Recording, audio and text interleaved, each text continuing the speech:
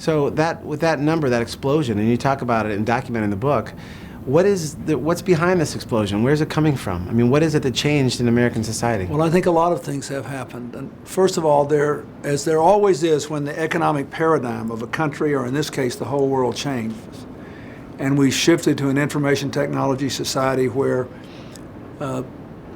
people as consumers and investors have given mobile money relative power. So we changed the economic paradigm. The downside is it's put enormous pressure on the middle class in our country and in many other countries. Very difficult for us to maintain a solid middle class dream in America. That requires politics. That's why there's a chapter on government. The upside is you've created all this new wealth among people, many of whom are quite young, and they don't want to wait till they die to give it away. They want to give it away while they're alive to some charitable purpose, but they want to know the money will be well spent. So that's the first thing. The second thing is the advent of internet giving has given people of modest means the chance, if they all care about the same thing at the same time, to swamp the giving of Gates and Buffett, if they all join together to give what they can.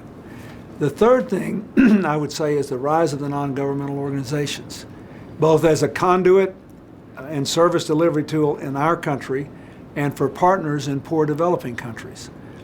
So, and the reason that's important is that gives people who invest their time or money or skills or give things the confidence that it won't be a wasted gift. It won't be an empty gesture. There really will be a very high probability that you get a big return on your investment.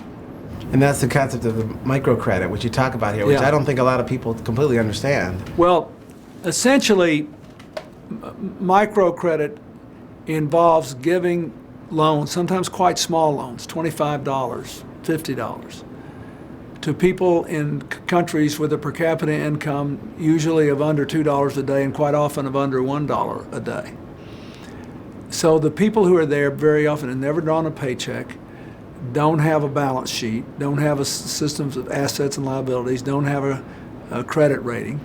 So they have to be loaned to based on their skills and reputation for honesty in the community. But we know now that microcredit programs that are well managed have a repayment rate in excess of 98%, even in the poorest countries.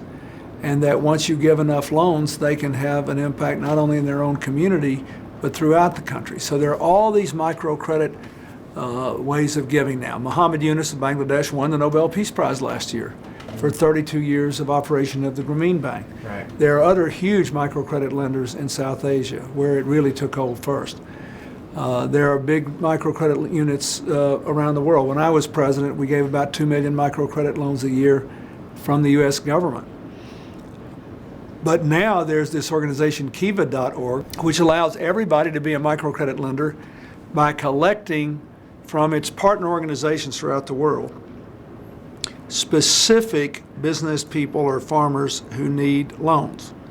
And you can go on the Kiva website and you see a picture of the person, Right. often in the work setting, and you get a description of what they do and what they need the loan for. It's unbelievably interactive. I mean, Yeah, to be able so- to follow along. Unbelievable. So you can say, okay, I want to give this Cambodian farmer or this small business person in Kabul, Afghanistan, a loan, and you'll know how much they need. So let's say they need the farmer in Cambodia needs $100, but you can only give 50. They'll lock your 50 in. Then when two other people, let's say, give 25, they'll ship the money to a local partner, and they'll go find a farmer and give him the $100, and then they'll give you a regular progress report on the website. And when the farmer pays the loan back, you can either take your money back or turn around and reloan it. You can become a microcredit banker with a personal connection to someone halfway around the world for $25. Yeah, it's unbelievable. And it can, $25 sounds like nothing in America, but it can change a lot of lives in other countries.